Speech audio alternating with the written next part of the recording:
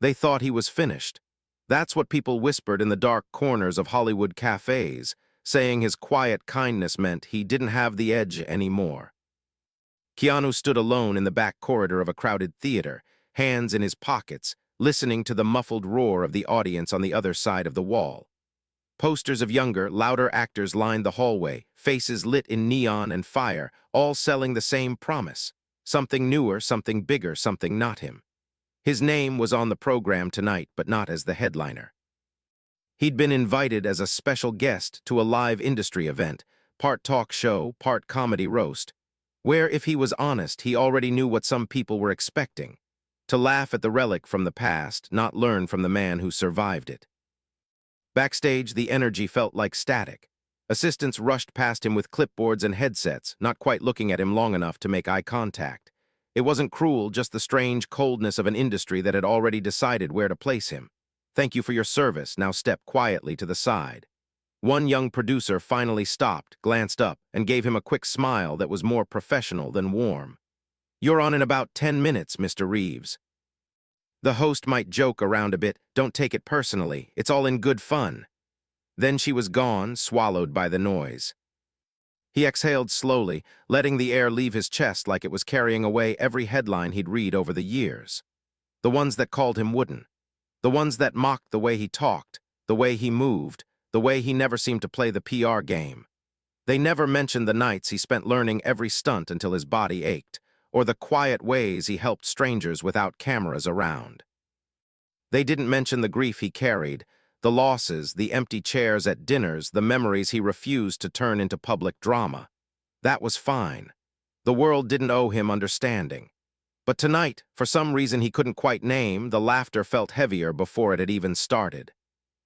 From the stage, the host's voice cut through the curtain, loud and charming, already working the crowd.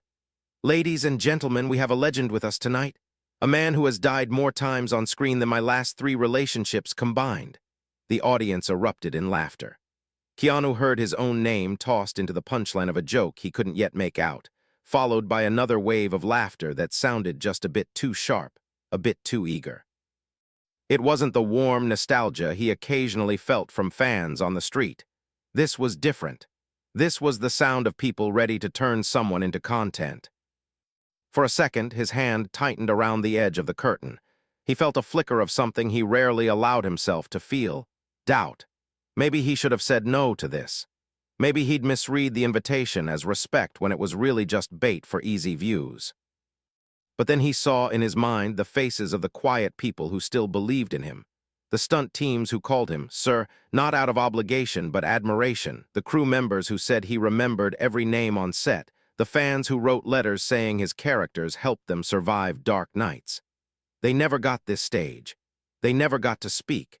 Maybe he wasn't walking out there just for himself. The stage manager touched his arm.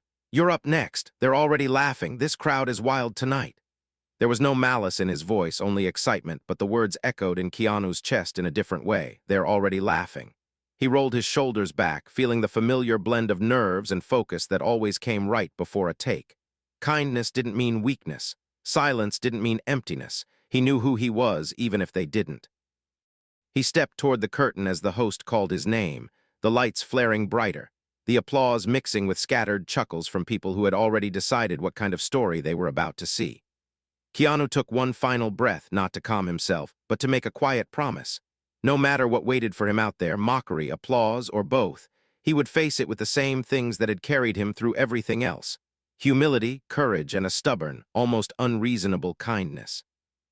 When the curtain parted and he walked into the blinding light, he could feel hundreds of eyes on him, some shining with genuine affection, others narrowed with expectation, eager for the first joke at his expense.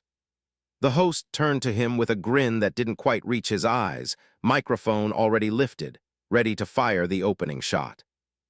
And in that split second, before a single word was spoken, Keanu saw something in the front row, one small, unexpected detail. That made his heart stop and changed the way he was about to face every laugh in that room. A boy sat in the front row, maybe 12 or 13, shoulders hunched inside an oversized hoodie, his hands clutching a folded piece of paper so tightly it was starting to tear. While the adults around him leaned back, Already smiling in anticipation of the jokes, the boy was leaning forward, eyes wide and serious, as if this moment meant something very different to him. When Keanu stepped into the light, the kid didn't laugh or clap along with the others. He just stared, like he was searching for proof that the person on the posters was actually real. The host moved fast, not giving the room a chance to settle. "Look at this guy," he said, throwing an arm around Keanu's shoulders in an exaggerated show of camaraderie. "Keanu Reeves, everybody, the only man in Hollywood whose acting range goes from confused to slightly more confused." The crowd burst into laughter. Cameras swooped in from multiple angles, hunting for reaction shots. A few people in the front row mimicked a dazed expression, tilting their heads back and forth. Keanu smiled politely, the practiced half-smile of someone who'd heard a version of this joke for 20 years, but his eyes flickered back to the boy in the hoodie. The kid wasn't laughing. His gaze darted nervously between the host and Keanu, as if he was watching someone he knew being shoved into a corner. When the host launched into another bit about Keanu's age, "You've been doing action movies so long your stunt double probably qualifies for retirement benefits." The boy's hands tightened around the paper again. Keanu caught the motion, the tiny tremor, and it pulled at something old inside him. That used to be him, sitting in dark rooms, watching people he admired get torn apart in headlines or interviews, learning that the world sometimes confused cruelty with humor.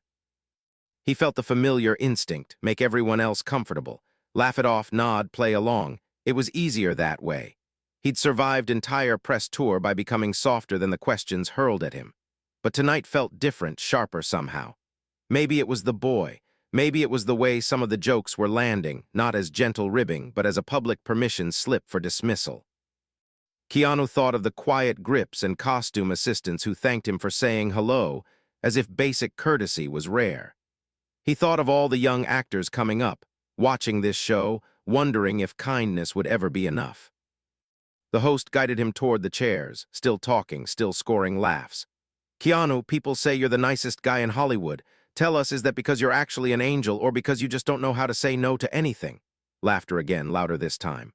On cue, a giant screen behind them flashed a montage of memes, fan edits, and out-of-context clips, each one twisting his quiet moments into punchlines. Him eating alone on a bench. Him giving up his subway seat. Him answering awkward questions with uncomfortable honesty. The audience howled. For a moment, Keanu let the sound wash over him. This was the easy path. Sit, nod, smile, endure. But underneath the noise, he heard something else. A muffled voice. He glanced to the side and saw the boy in the front row whispering to the woman next to him, his mother, judging by the worried look on her face. The kid tried to rise as if he wanted to say something, but she gently pulled him back down, shaking her head. He sank into his seat, frustration and shame mixing on his face. Keanu felt a slow, steady heat rise in his chest, not anger at the host or even at the audience, but at the idea that this boy might walk away thinking that being kind meant accepting whatever the world threw at you without ever standing up straight. That humility meant silence. That gentleness meant you had to let people rewrite your story until you barely recognized yourself in it. He knew too well how that lesson could scar a person. He leaned forward in his chair, ignoring the next setup line from the host.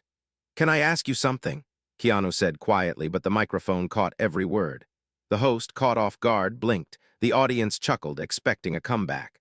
"All these clips you're playing," Keanu continued, nodding toward the screen, "they're moments people filmed when they thought I wasn't looking.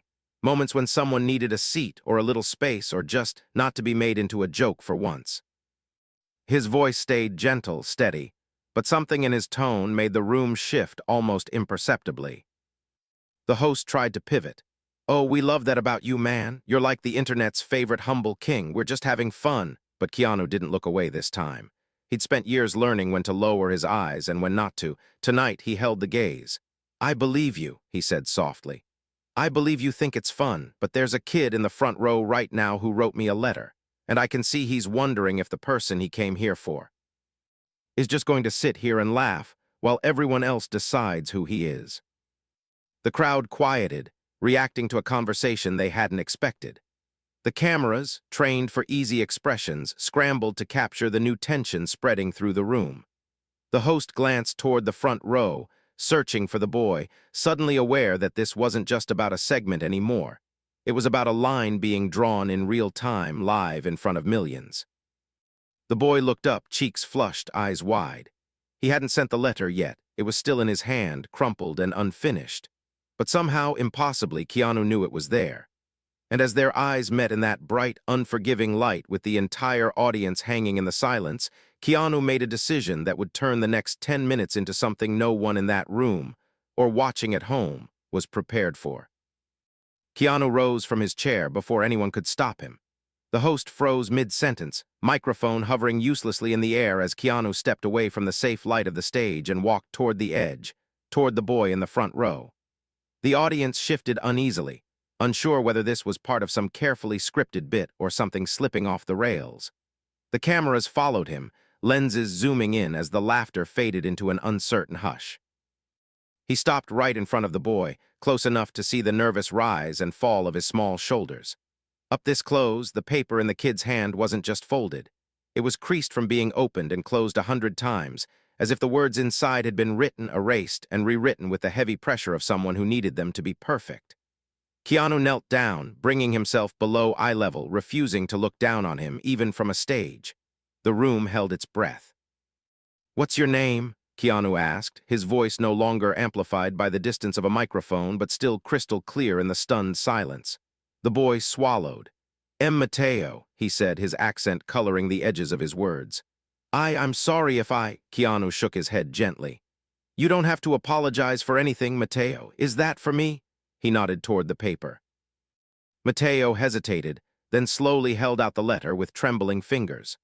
Up on the stage, the host shifted from foot to foot, glancing nervously at the producers off-camera who were gesturing wildly, some signaling to cut to commercial, others insisting they stay.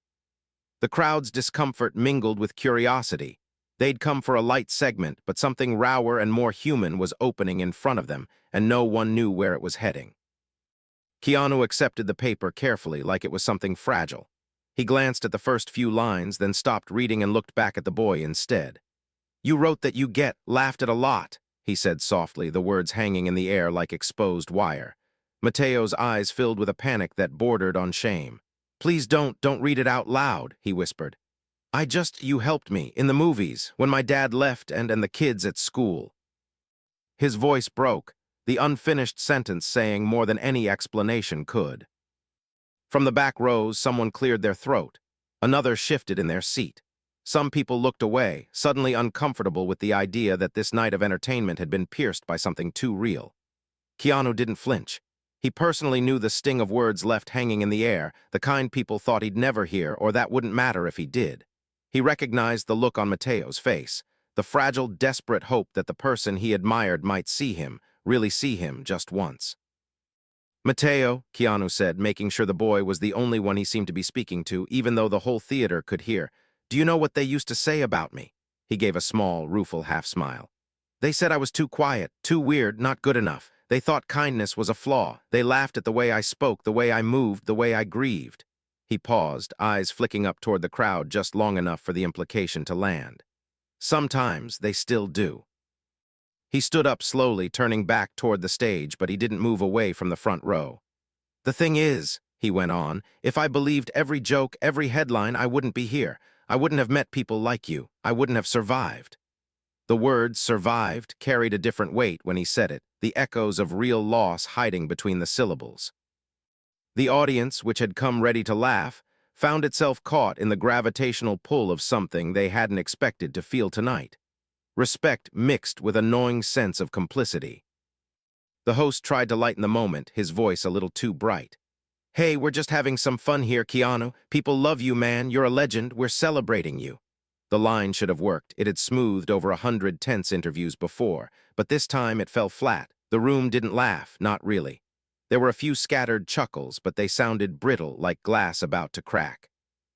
Keanu turned slightly toward the host, kindness still present in his eyes, but now backed by something firm and unyielding. "I know," he said. "I know you think it's fun. I've been doing this long enough to see that sometimes people don't notice when the joke stops being about a movie and starts being about a person." He gestured gently toward the massive screen behind them, frozen on a frame of him sitting alone on a bench, eating in silence. "You know what was happening here. That day, someone had just told me they were sick. really sick. I was trying to figure out what to say when I saw them again, and someone filmed it, turned it into a meme. Millions of people laughed. They called me Sad Keanu. A ripple went through the crowd as context rearranged what they thought they knew. The image they'd shared so casually online suddenly felt heavier, almost intrusive. On the stage, the host's smile slipped a fraction. The producers, watching from monitors backstage, exchanged looks that weren't about ratings for once, but about the unfamiliar sensation of being called out without being attacked. Keanu took a breath, his voice staying gentle. "I'm not angry," he said. "I understand how the internet works, I understand how this business works, but there's a kid right here who's learning how people treat those who are different. Quiet, kind, sensitive." He looked back at Mateo, then scanned the faces in the rows behind him. "If we teach him that kindness is just something to laugh at, what do you think he becomes? Someone who hides it? Or someone who turns into exactly the kind of person who hurt him in the first place?" Silence pressed in on the theater. Even the crew members near the cameras, usually half distracted by their jobs, were listening now, bodies angled toward him. For once, no one was checking their phones. The host shifted again, his practiced confidence faltering as he realized the segment had morphed into something he couldn't control with a quick quip or a commercial break. Keanu walked back up the steps slowly, each footfall deliberate, the letter from Mateo still in his hand. He sat down in his chair without waiting for an invitation, then did something no one expected. He placed the letter on the small table between them where everyone could see it, but still folded, still private. "This," he said quietly, "is the reason I came tonight. People like him. People who think that because they're gentle, they're weak. Because they're humble, they're invisible. Because they're hurting, they're easy to turn into jokes." He looked straight into the main camera, his usually soft gaze suddenly sharp with conviction. "I don't mind if you laugh at me," he said. "Honestly, I've been through worse than bad punchlines, but if watching me sit here and say nothing teaches even one kid that they have to accept disrespect to be liked, then I'm failing them, and I refuse to do that." The words landed like a quiet explosion. The audience shifted, eyes flicking between Keanu, the host, and the giant screen that now felt more like evidence than entertainment. For the first time that night, the power balance on stage had visibly changed. The host, usually the unquestioned center of gravity, looked momentarily small beside the calm certainty radiating from the man he'd expected to tease and move past. He opened his mouth to respond, to reclaim control, to redirect the narrative, but he never got the chance. Somewhere in the middle rows, a hand shot up, then another, people suddenly eager, not to laugh, but to speak.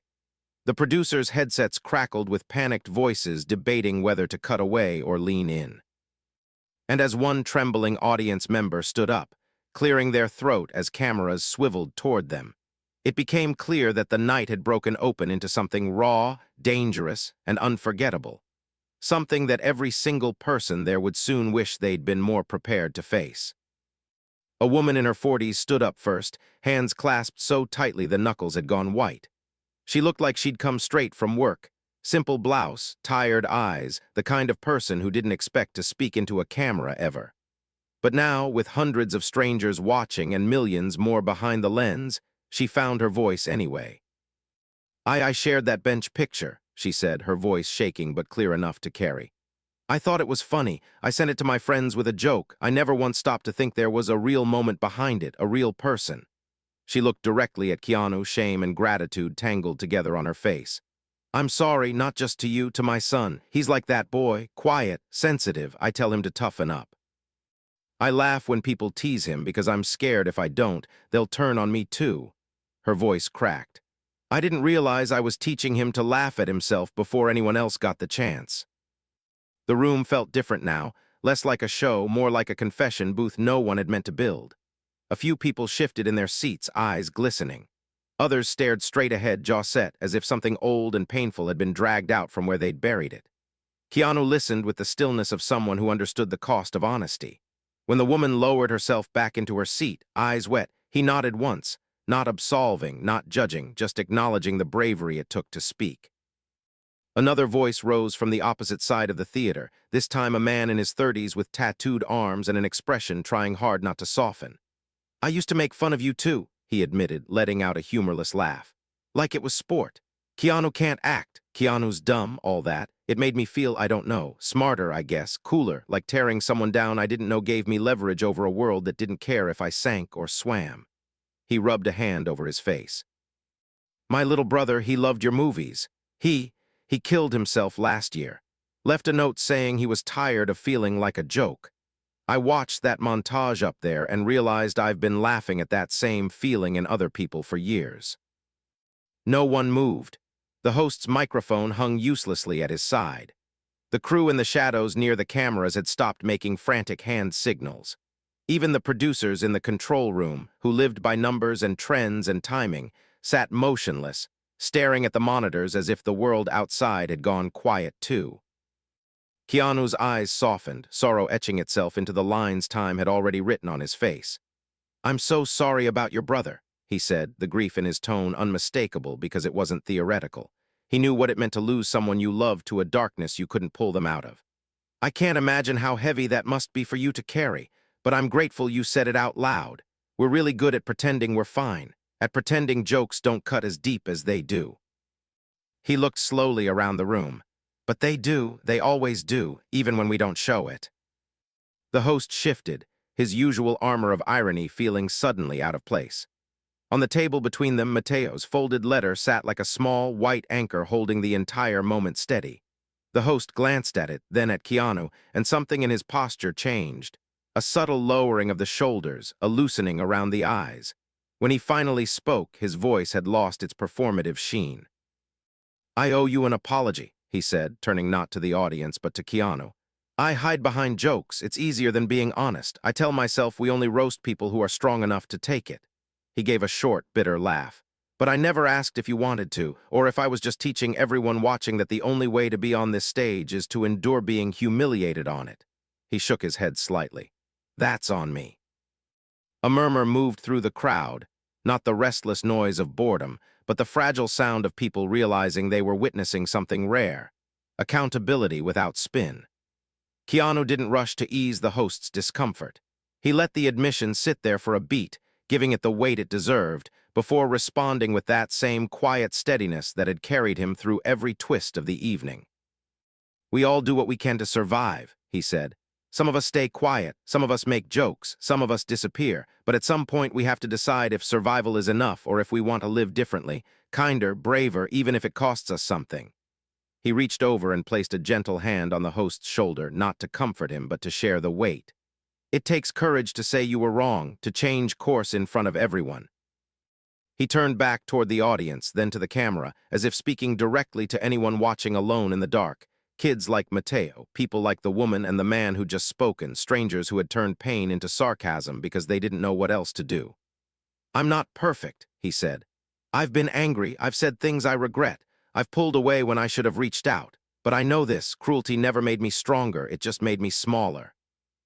The only things that helped me survive, really survive, were kindness, resilience, and the courage to keep showing up even when the world laughed. He picked up Mateo's letter and held it for a moment, then looked down to where the boy sat, eyes shining, cheeks damp but unashamed now. Mateo, he said, you wrote that you feel stupid for caring too much, for crying, for being soft in a world that seems to reward people who aren't. The boy nodded, lip trembling. I want you to hear this clearly. Caring is not stupid. It's the bravest thing you can do. Crying isn't weakness. It's proof you're still open, still alive. Don't let anyone train you out of your own heart. Not even me, not even this room, not the internet, no one. The boy's mother pressed a hand to her mouth, fighting back her own tears. Mateo straightened just a little, like someone had taken a weight off his chest he'd been carrying so long he'd forgotten it was there. For the first time that night, he didn't look like he was trying to disappear into his hoodie. He just looked like a kid being seen. Keanu unfolded the letter fully but didn't read it aloud. Instead, he refolded it with deliberate care and slipped it into the inner pocket of his jacket. I'm going to keep this, he said. Not because you need me to, but because I do. As a reminder of why it matters to show up even when you're afraid people will laugh. Of why it matters to stay kind when it would be easier to be cruel back. He tapped his chest lightly. You'll be with me in every room like this from now on. Deal. Mateo nodded, a small, disbelieving smile breaking through. Deal, he whispered. The host exhaled, visibly moved, then turned to face the camera for the first time without his usual grin. "Tonight was supposed to be another episode," he said slowly. "Another segment. We had jokes planned, bits rehearsed. But I think we all just got something better and harder. If you're watching this at home and you've ever shared a joke at someone else's expense or felt like you had to laugh while people tore you down, maybe we can all just take a second and decide who we want to be in those moments." He looked back at Keanu, eyes glassy. "Thank you for not walking off this stage, and thank you for not just laughing it off." The audience, sensing that the usual applause cue would cheapen what had happened, held onto their silence for one more breath, a fragile, sacred pause before someone, somewhere, started clapping. It wasn't the explosive, automatic cheer they gave at the start of the show. It was slower, more deliberate, rising in waves as people stood, one row at a time, until the entire theater was on its feet.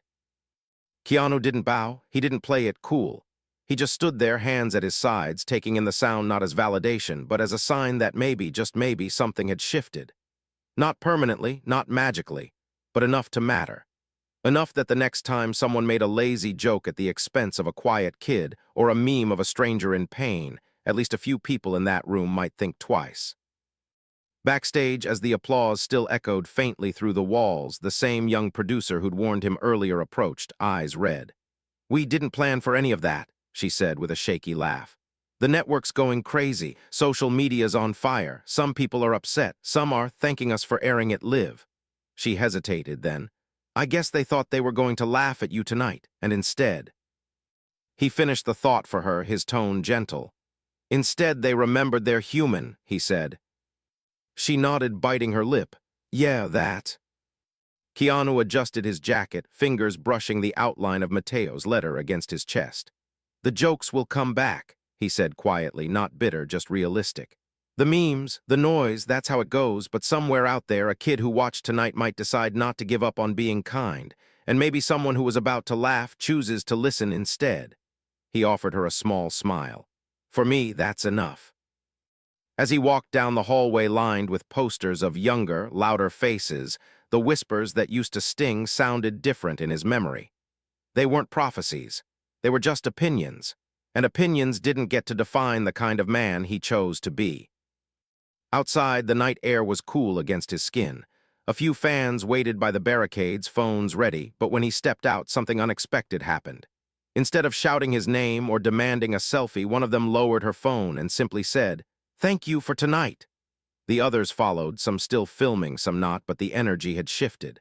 Less frenzy, more reverence. More understanding that the man walking past them was not just a collection of roles and rumors, but a human being who had chosen, even under bright lights and sharper jokes, to stay kind. He gave them a small wave, then headed toward the car waiting at the curb. Inside, with the door closed and the city lights reflecting off the glass, he reached into his jacket and pulled out Mateo's letter. He didn't read it again. He didn't need to. He just held it in his hand, the paper warm now from his touch, and let the weight of the night settle in. Somewhere in a house not far from that theater, a boy named Mateo would go to bed knowing his softness wasn't a defect. Somewhere else, a woman would think twice before laughing at her son's tears. A man would ask himself who he'd rather be, the person who made cruel jokes or the one who finally stopped. And a host, sitting alone in his dressing room, would stare at his reflection a little longer than usual, wondering how to do his job without shrinking the people who sat across from him. They had laughed at Keanu Reeves when he walked on that stage. They'd expected another easy target, another safe punchline. But 10 minutes later, those laughs had turned into something else entirely. Regret, reflection, and a quiet, powerful respect that couldn't be edited into a highlight reel without losing the soul of what had happened. In a world that often rewarded the loudest voices and the sharpest tongues, one man had stood in the brightest possible spotlight and chosen, again, to be gentle. And in doing so, he reminded everyone watching, on screens, in seats, in their own hearts, that real strength doesn't humiliate, it heals.